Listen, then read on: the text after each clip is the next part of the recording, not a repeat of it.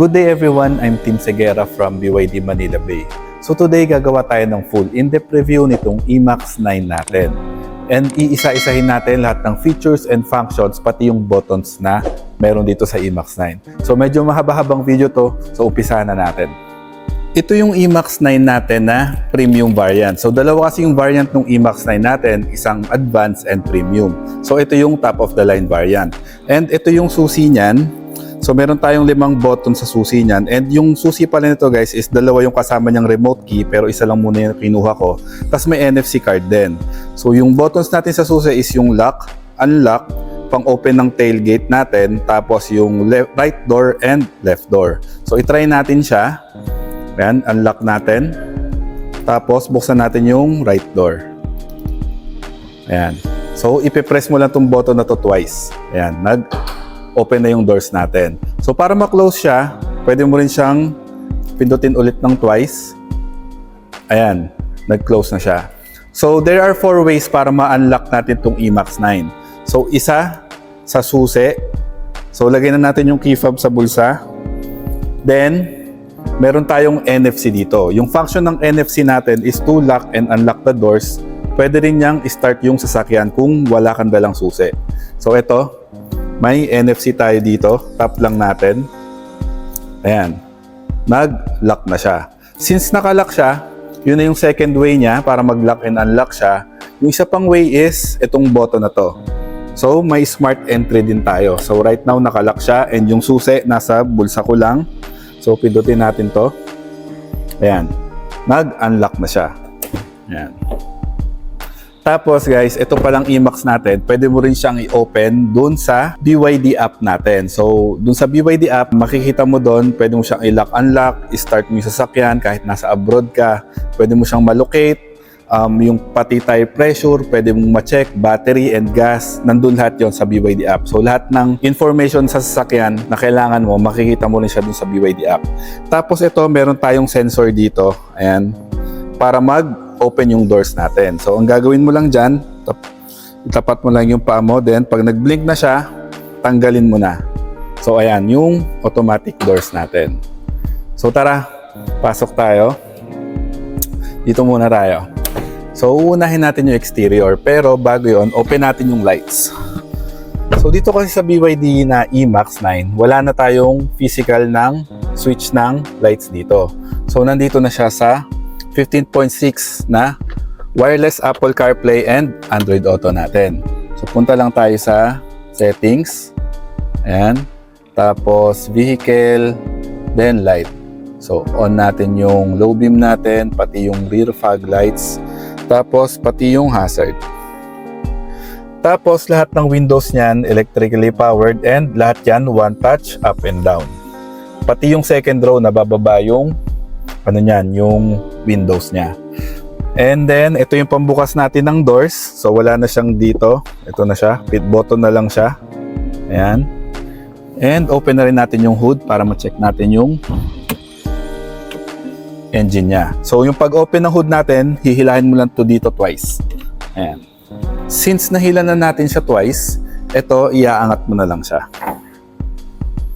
Ayan.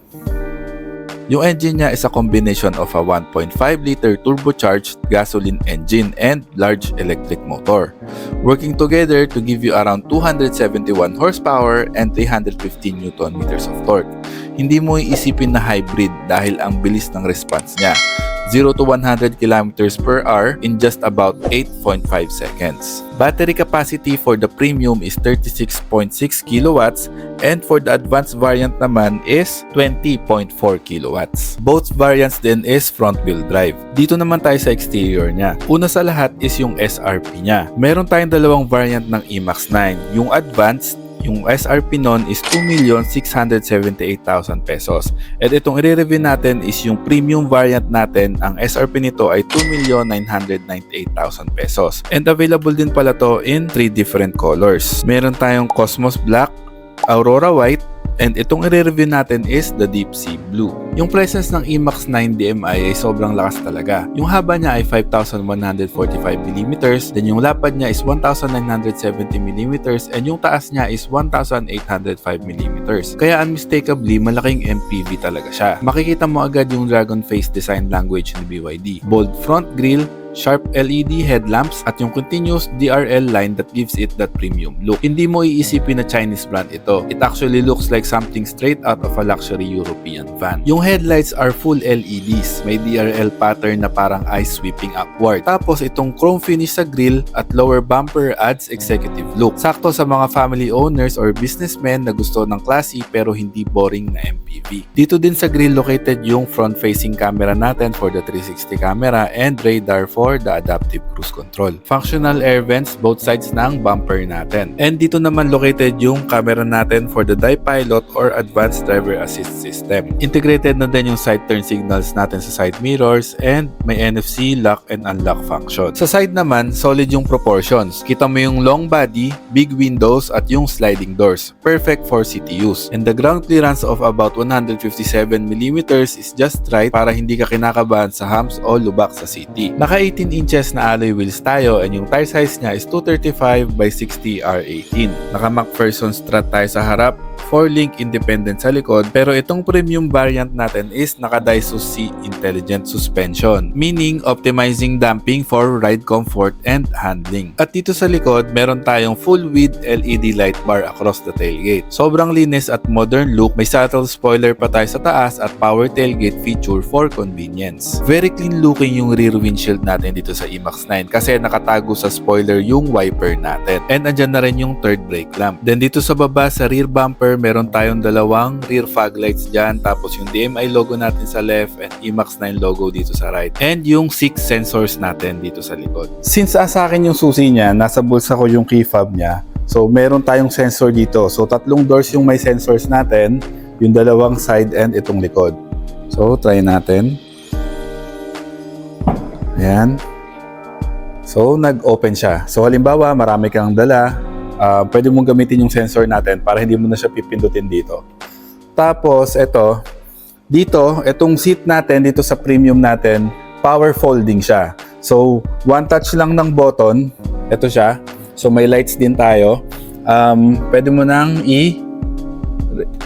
i-fold yung seats niya. So ayan. So automatic siya. Tapos meron tayo ditong safety tether for the child seat. And dito sa likod natin guys, meron tayong dalawang cup holder dyan, both sides. And dito sa right side, meron tayong type C. And dito sa left side is type A. Then ito rin yung pang-adjust nung seat natin, pang-recline yan. Ayan, yung dalawang button na yan. Ayan. Tapos ayan siya, pagka naka-fold na siya, bali flat na yung seats natin dito. So kanina kasi malalim to eh. So ganyan siya kapag naka-fold yung third row. So ibalik natin siya. Isang pindot lang ng button. Ayan. Aangat na ulit yung seats natin. So ganyan siya. Bali itong seats na to, na-fold to, nare-recline pala to 60-40. Ayan. So kung papansin nyo, ayan, may hati siya dito. So itry natin siyang i-adjust. So ito yung mga buttons na pang-adjust natin. So ayan. Ayan siya. So ito, try natin tong button na to.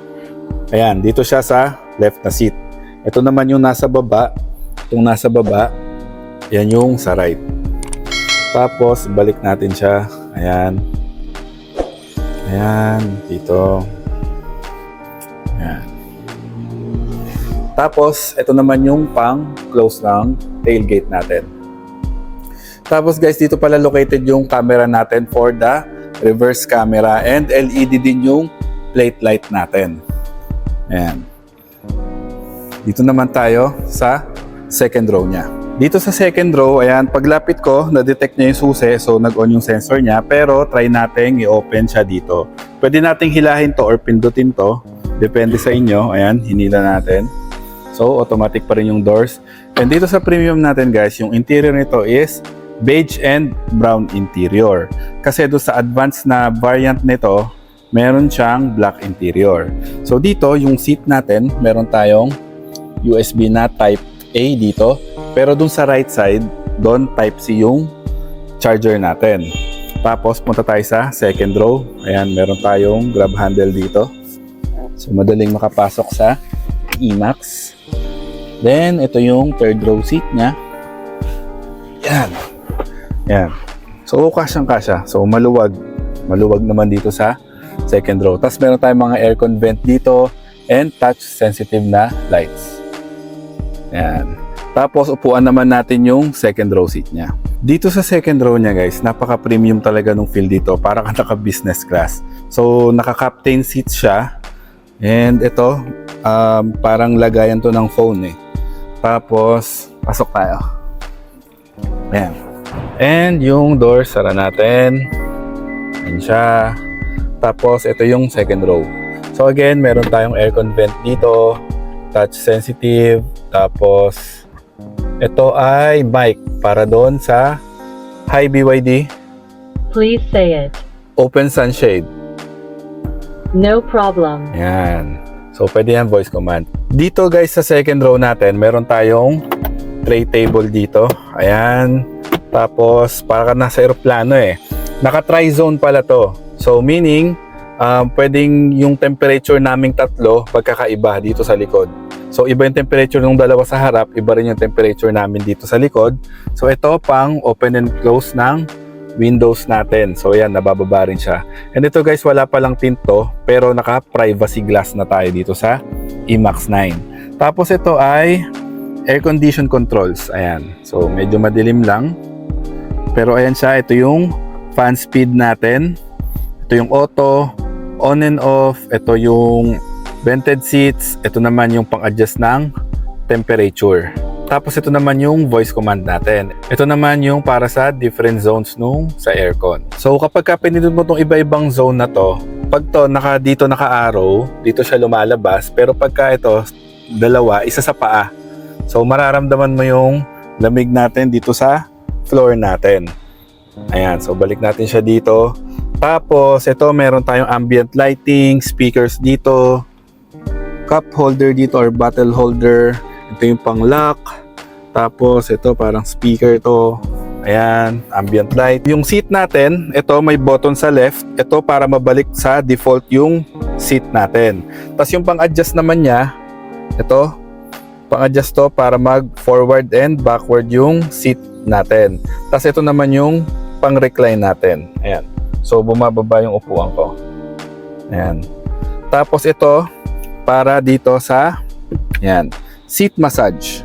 So, itong IMAX natin, meron siyang seat massage. So, ito, ayan, ito, iba-ibang function.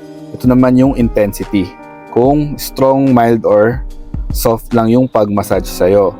Then, ito naman, para dito sa leg support. Ayan o. So, maangat siya. Pero, merong button yan. Ito. Ayan. Ito, try natin sa kabilang seat. So, ito, pag pinindot natin to, ayan. So, ayan. Nag-adjust pati yung front na seats natin. Ayan. So, ayan. Parang magre-recline siya ng todo kapag pinindot mo. So, isang pindot na lang para mag-recline siya ng todo and pati yung front passenger seat natin, nag-adjust na rin siya. Tapos dito, meron tayong storage dito, dalawang cup holder dito, and ito. Isa to sa mga pinakagusto kong feature nung IMAX 9 natin. Ito. Meron tayong, isa-swipe mo lang yan, tapos i-on mo. Ayan. So, meron tayong heater. Ito yung heater. Ito naman kapag ref. Tapos ayan. Ano na yan. So, ayan yung ref natin. Ano yan heated and ref talaga yan. Hindi siya kasing, mas malamig pa siya sa aircon. So, ito yung temperature niyan. Ayan. Ayan. Hanggang -6. So, para ma-open siya, pindutin mo lang tong triangle na to. Ayan. So, ayan. Nag-open yung sa ref natin. Tapos, pwede mo rin naman siyang i-off. Ayan. So, ayan. Heater yan tsaka ref. So, pwede ka mag-store ng mga pagkain dyan or drinks. Tapos, ayan, ibalik na natin to. So, pindutin lang natin tong button na to. Ayan.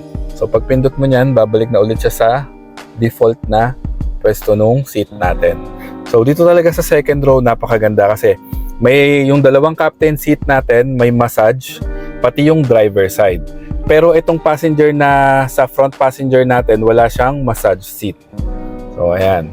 So, pati yan, bumabalik na unti-unti yung sa passenger natin na upuan. Wala tayong tunnel dito, tapos meron tayong BYD logo dito, and pwede mo ring i-adjust yung seat nung front passenger natin dito sa likod. So accessible naman siya. Tapos wala rin tayong sunroof dito or panoramic roof. Tapos bago tayo pumunta sa driver side, mayroon pala tong memory seat. Ayan o.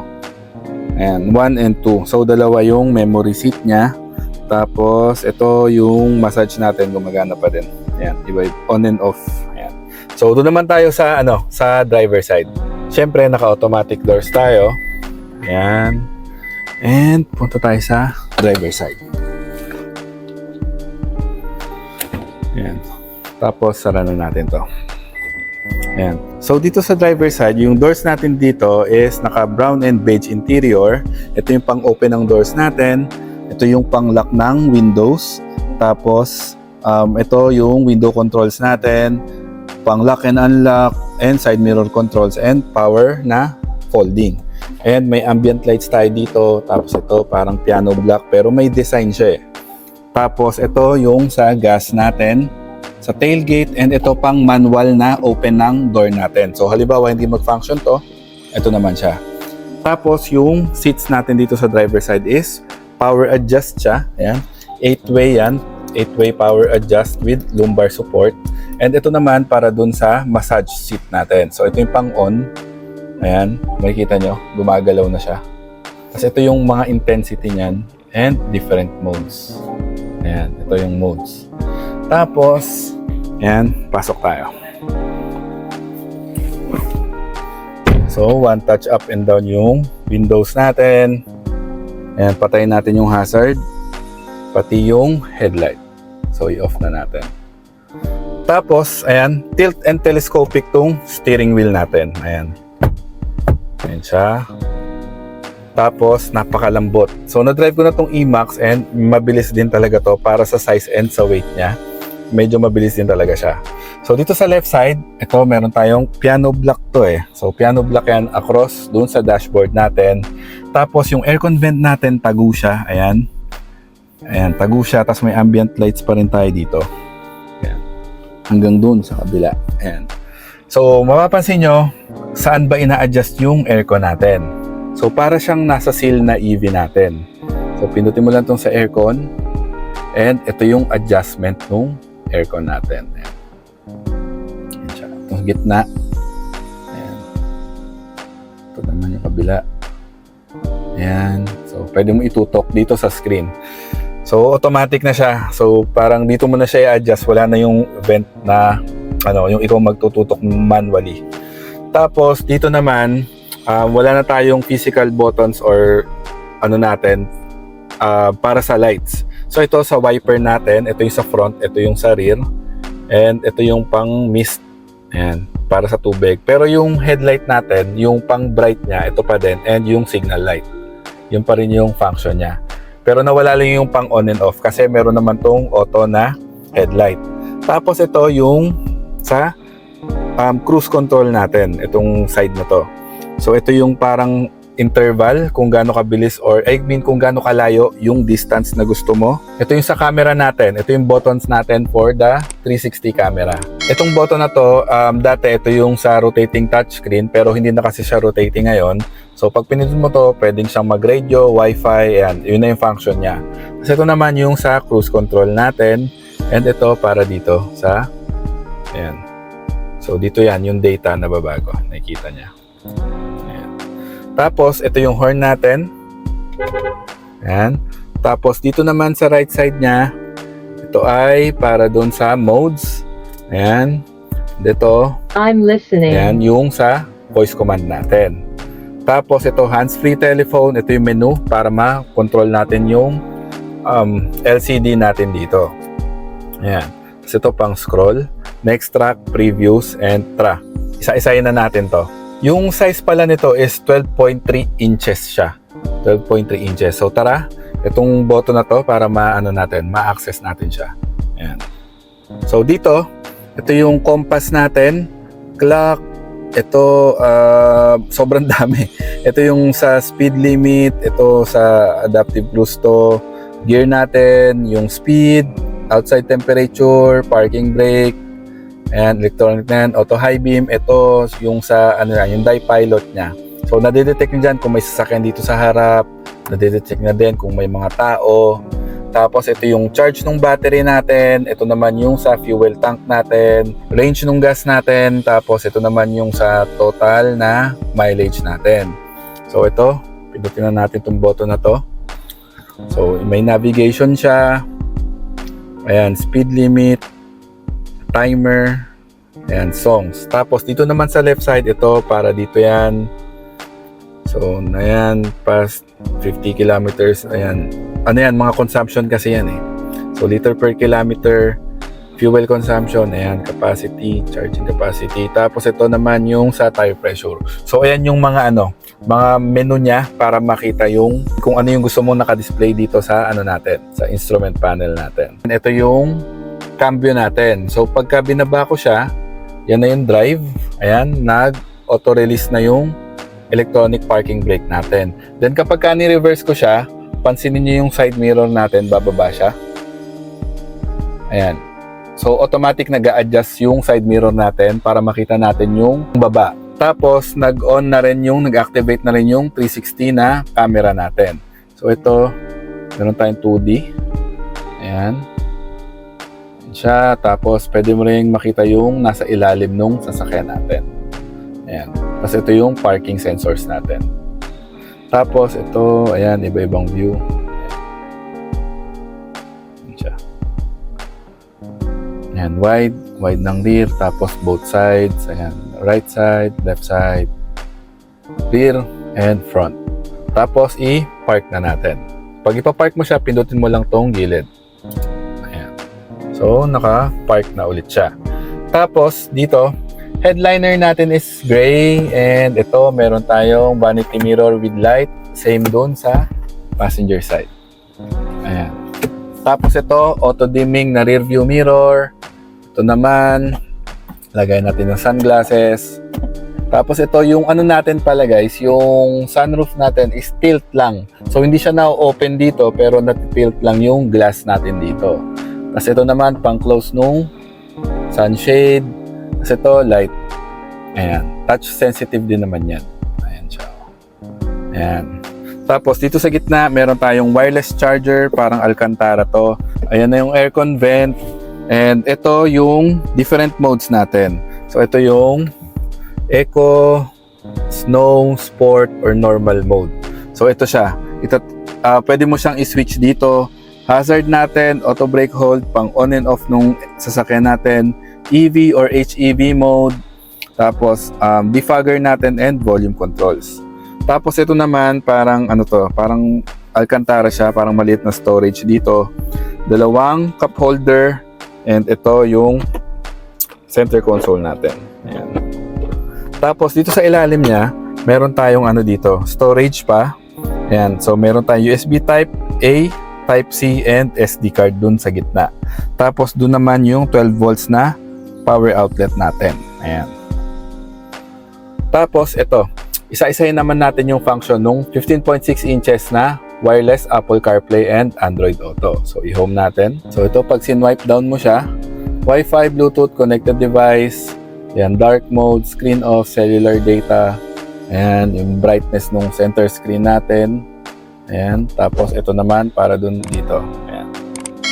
Tapos ito, pwede mo na ring ma-access yung sa SOC natin or yung state of charge. Tapos, ayan, home, ito yung sa music natin. Ito naman para dun sa settings ng sasakyan. Sunroof ventilation, ayan. Tapos open all windows, pwede, close, ayan. So, ayan yung mga options pa natin dito. Tapos seat adjustment, daytime running light, seat massage, siyempre, ayan, yung sa akin naka-on. Ito yung mga modes, and ito naman yung para dun sa dalawang nasa likod. Ayan, seat adjustment. Ayan, pwede mo rin siyang adjust dito. Gaganyan mo lang. Ayan, so nag-a-adjust yung seat ko. Tapos seat mode. Ayan, and meron siyang ganyan. Tapos seat ventilation. Ayan, buksan natin yung sa akin. Ayan. Tapos home na ulit natin. All locks. Ayan, nakalock na siya. Tapos Bluetooth, Ayan, pero ito yung pinaka-menu niya.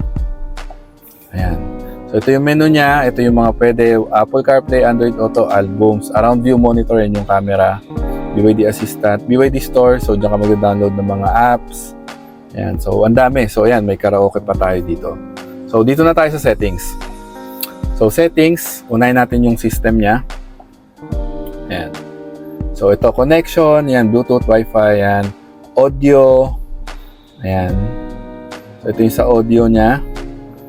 Yan. Usually mga volume to, pero pwede mo rin-adjust. Display, brightness, yung clock natin, screensaver yan. Tapos adaptive brightness, ito yung light mode. Ayan, pati ito nag-light, ayan, liwanag. So balik natin siya sa dark. Tapos version, ayan, system, ayan. Tapos apps, ayan. So storage nito guys, meron tong 256 gig pala. So yung iba pala is 128, pero itong IMAX 9 natin na premium is 256 gig na yung storage capacity. ADAS, so ito meron tong intelligent cruise control, safety assist, ayan, emergency lane keeping, blind spot detection, door open warning, ayan. So pagka maraming dumadaan, very useful yan. Magbibigay siya ng warning para hindi ka agad magbukas ang pinto. Intelligent high beam control, ito yung sa traction control, hill descent control natin, auto hold, and electronic parking brake. Ayan. Lane departure, so ito, pagka lumilipat ka ng lane tapos hindi ka nag-signal light and tumatakbo ka ng 60 kilometers and above, ayan, so magbibigay siya ng warning, prevention, kumbaga ibabalik niya, pero ano naman, so hindi naman yung talagang hindi mo na makokontrol. So ayan, pwede siyang i-off, pwede rin namang sound lang and vibration. Tapos, ayan yan, speed adjustment on curve. Ito, pagka ano to, naka-on yung adaptive cruise control natin. So, tas paliko yung dadaanan. So, magbabagal siya para mas safe yung pagliko mo. Tapos, automatic emergency braking, rear collision warning, meron yan. So, sobrang dami nitong safety assist natin dito sa IMAX 9. Pati front cross traffic alert. So, yung rear cross traffic alert, meron din. Ayan. May magbe-brake din siya, traffic sign recognition para dun sa sa speed limit. So sobrang dami nating safety features dito sa sa IMAX 9. Parking assist and around view monitor and parking sensors, naka-on naman siya. So energy, ito naman yung sa battery natin. As of now, meron tayong 63% ng charge and 122 kilometers pa yung range natin. So yung pwede mo siyang iset, and halimbawa, set ko siya ng 70. So, pag naka-hybrid mode ako, ibabalik niya, i-charge niya ulit yan hanggang 70. So, pag hindi ko naman siya sinave, i-charge niya pa rin yan during hybrid mode, pero mabagal siya. Mas mabilis niyang ma-charge ito kapag ka-sinave mo. Kasi sinet mo siya ng 70. Pero kung ito, isiset mo ng mas mababa, yan yung pinaka-matipid na settings niya, lalo na kung city drive. Para i-maintain niya na lang yung 20% kasi diyan mo siya nilagay. Regenerative braking natin, pag to naka-high, ang lakas niya mag-engine brake. Ito naman standard. So ako, nilagay ko dyan, standard lang. So ito yung sa battery. So ayan nga, di ba, meron tayong 63%. So pag yan, nilagay ko sa mileage, yung 63%, ang equivalent niya is 92 kilometers pa. So ayan. Tapos range mode, ayan, display. So wala naman to. Pag pinindot mo, halos wala naman difference yan eh. Tapos, ito naman yung sa charging. So, ito yung immobilizer natin. So, para hindi siya mabunot kapag halimbawa nag-charge ka sa public places. Iiwan mo yung sakyan. So, hindi siya mabubunot basta-basta. Kunwari, nag-charge ka sa public places tapos aagawin sa'yo. So, hindi siya maaagaw. Kasi nga, naka-on yung immobilizer natin. Tapos, vehicle to load. Ito naman yung para magiging power bank yung sasakyan. So, right now, meron tayong 5 hours na capacity para magsaksak tayo ng mga appliances. Ayan. Tapos, yung aircon pala ito, guys, pwede mo siya adjust kahit nasaan ka ng 3 fingers, left and right. Tapos, up and down para sa temperature. Ayan. So, patayin natin yung ways. Yan. Tapos, ito naman, vehicle. So, ito yung intelligent chassis. Guys, yung suspension nga nito is naka-Daiso C na suspension siya. So, parang nag-a-adapt siya eh. Yung suspension natin, guys, nag-a-adapt. Pero dito lang yan sa premium variant. Dun sa advanced variant natin, wala siya. So, meron din tayong sport mode dun sa suspension natin. Ayan, ito naman yung comfort control, relatively strong, moderate, weak. So, ayan. Ano kasi to medyo mahirap siya explain, pero mararamdaman mo rin kasi siya Nung pinatest drive sa amin to, talagang mararamdaman mo yung difference Steering mode, comfort or sport, medyo titigas lang siya sa sport, pero napakalambot pa rin. Brake assist, ganun din. Dito, comfort, parang mas smooth yung braking mo. Sa sport naman is kagat-agad yung brakes. So, ito naman yung ano natin, exterior lights naman to. So, ito yung headlight natin. So, meron siyang auto and meron ding manual na on. Ito naman yung park light natin. Tapos, meron tayong rear fog lights, daytime running light natin. Ayan. Daytime running light yan. Ambient light. So, ayan. Meron tayong ambient lights dito. Ayan. Ayan. Tapos, yung brightness, dynamic colors, front, rear, and yung adjustment yan. So, pwede natin palitan yung kulay. Ayan. Ayan. Sobrang daming modes nung rhythm. Sobrang daming rhythm nung ambient lights natin. So, back na natin. Tapos, headlight level. Ayan. Meron siyang makikita nyo, maangat, bumababa yung headlight natin. So, pwede mo siyang i-adjust. Tapos, ito naman yung feature niya na follow me home. Pagka naka-auto yung headlight natin. After 10 seconds, pagka-unlock mo, doon lang siya mamamatay. And before entry, 10 seconds, pagka-unlock mo, bubukas na yung headlight natin. Tapos, light signal preview. And so, parang unlock, welcome.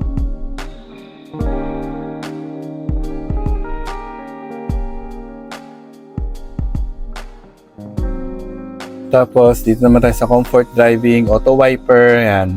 May rain sensing wipers to. Tapos, yung refrigerator natin, refrigerator door switch, working mode. So, naka-off siya. So, ayan, cooling and heating yan. Power memory off, fridge, child lock. Yan. So, meron siyang lock din.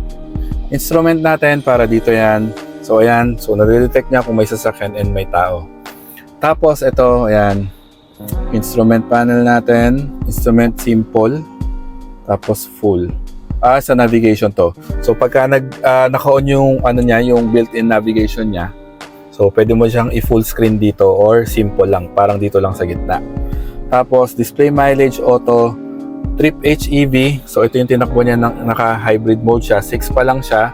Ito naman yung trip EV. So, sa full electric natin is 18 km siya. Trip A, trip B, pwede mo siyang i-reset dito. Ayan. Tapos, AC controls natin. So, pag in-start natin siya sa labas, 10 minutes. Pag hindi siya gumalaw, mamamatay ulit siya. So, yung aircon natin, yung mode niya is comfort. Pag in-eco mo, medyo mahina yung aircon niya. Tapos, seats. Yan, seat adjustment. Ayan. Pwede kang mamili. So, pwede mo palang i-adjust pati kahit sa driver side. Dito sa, dito pwede mo i-adjust yung mga seats natin sa likod. Seat ventilation. So, ayan. Puro vented seats pala sila. So, hindi pala sila, heated. So, lahat sila ventilated. Tapos, back, massage. So, yung front natin, yung lang yan, yung driver side, and yung rear massage natin, yung dalawang nasa likod na captain seat. Locks natin. So, meron tayong auto lock dito. Locks natin. So, meron tayo dito yung sa tailgate natin. And tapos, notifications. And so, ito. So, medyo mahaba kasi ito So, hindi na natin masyadong pahabain. Pero, ayan, madali naman siyang basahin. Parang self-explanatory din naman siya. Service, maintenance interval, ayan, kung ilang days and ilang mileage. So, pag nagpa-service kayo, sila na magsiset niyan. Overhaul. So, yung wiper natin, di ba, nakita nyo naman kanina, yung wiper nito sa likod, hindi siya na-access. So, ganito siya. Yung front wiper natin, ayan. So, lalagay siya dyan para ma-access natin yung wiper. Ganon din sa rear. Pag pinindot ko yan, ayan. Ayan. So, tsaka lang natin ma-access yung rear wiper natin. Kasi nakatago yung wiper natin Parang unlinis yung design niya. Ayan. So, tanggalin na natin. Tapos, ito, vehicle info. Ayan. So, kung meron siyang, reminder na. Kung merong may mali na nare-detect sa system niya, so, dito siya lalabas.